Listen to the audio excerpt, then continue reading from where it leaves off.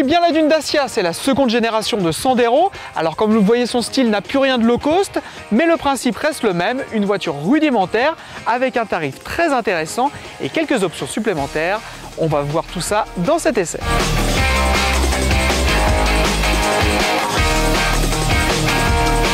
La nouvelle Sandero n'a plus à rougir de sa ligne. On y trouve des feux rappelant ceux d'une Volkswagen, quelques effets chromés et même des arêtes saillantes comme chez la concurrence. Ses mensurations restent quasiment inchangées, la voiture ne gagne en effet que 4 cm en longueur et pour cause, c'est toujours la même plateforme qui équipe toute la gamme depuis la première Logan. Sur cette version Stepway, la garde au sol est rehaussée de 4 cm, ce qui est pratique dans les chemins, et quelques détails esthétiques viennent parfaire ce côté baroudeur. Comme auparavant, la Stepway devrait représenter la moitié des ventes en France.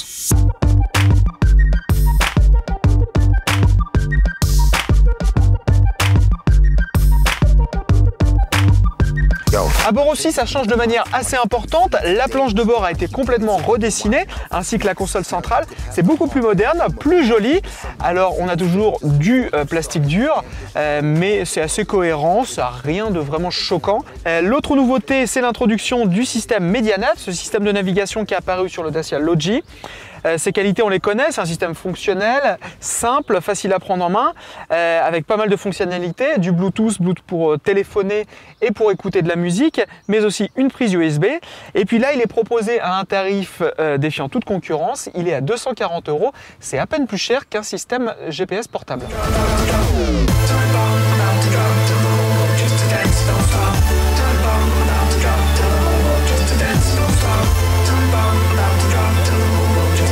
On a ici la motorisation DCI 90, elle est très bien dimensionnée pour la voiture. La consommation moyenne qu'on a observée, c'est 6,8 litres au 100, c'est correct. Le moteur est plutôt bien insonorisé grâce à l'ajout de nouveaux isolants derrière la planche de bord. En revanche, on sent toujours les vibrations qui sont assez présentes lorsque le moteur est en pleine charge, lors des grosses accélérations. Ça, c'est pas très agréable. Au niveau du comportement, on sent que les suspensions ont été retravaillées, elles sont légèrement plus fermes, ce qui permet d'avoir un petit peu plus de précision, même si la voiture reste très souple.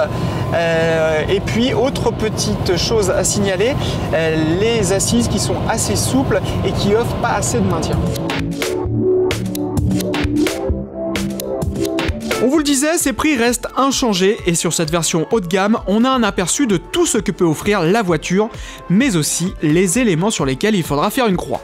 Plusieurs équipements arrivent en série, la direction assistée, l'ESP, 2 airbags latéraux supplémentaires, une banquette rabattable de tiers 1 tiers et un bouton éco qui permet de réduire la consommation de 10% dans le meilleur des cas.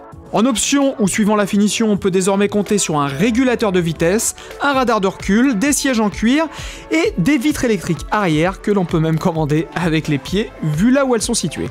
En revanche, il ne faudra toujours pas compter sur une finition soignée, des boutons modernes ou de vrais jantes alliages sur cette Stepway.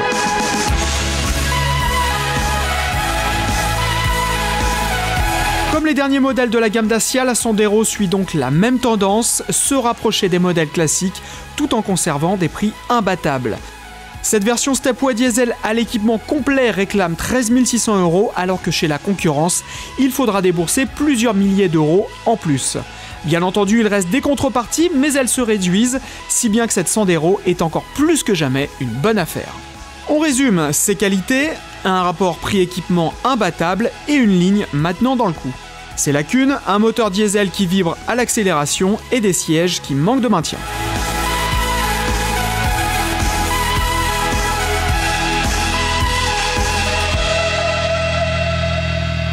En vidéo également sur Dailymotion YouTube et en podcast iTunes. Retrouvez-nous sur Facebook /Cartech et sur Twitter @Cartech.